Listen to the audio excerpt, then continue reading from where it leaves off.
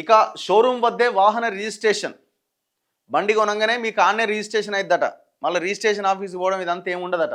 Speed పోస్ట్లో నేరుగా ఇంటికే వస్తుందట ఆర్సీ కార్డు. రిజిస్ట్రేషన్ కార్డు ఏదైతే ఉందో ఆర్సీ కార్డు అది డైరెక్ట్గా ఇంటికే వస్తుందట. మీరు మళ్ళీ బండిని తీసుకొని రిజిస్ట్రేషన్ ఆఫీస్కి పోయి అక్కడంతా ఎన్రోల్ చేయించి అక్కడికి వెళ్ళాల్సిన అవసరం లేదట. ఇక రవాణా శాఖ కమిషనర్ ఉత్తర్వులు ఇచ్చిండు. కొత్తగా వాహనం కొనుగోలు చేసేవారు ఇకపైన వాహన రిజిస్ట్రేషన్కు రవాణా శాఖ కార్యాలయానికి వెళ్లాల్సిన అవసరం లేదు. వాహనం కొనుగోలు చేసిన షోరూం వద్దనే రిజిస్ట్రేషన్ ప్రక్రియ పూర్తి కాబోతున్నది. వాహన రిజిస్ట్రేషన్ కార్డు ఆర్సీ నేరుగా యజమాని ఇంటికి స్పీడ్ పోస్ట్లో వచ్చేస్తుంది. నూతన విధానం అమలు కోసం రవాణా శాఖ కమిషనర్ ఇలంబర్తి గురువారం ఉత్తర్వులు ఇచ్చారు. కేంద్ర ప్రభుత్వం అమల్లోకి తెచ్చిన వాహన్ సారథి పోర్టళ్లను పూర్తి స్థాయిలో అమల్లోకి తీసుకొచ్చే చర్యల్లో భాగంగా ఇకపైన షోరూంలోనే వాహన రిజిస్ట్రేషన్ చేసుకునే సదుపాయాన్ని కల్పించారు.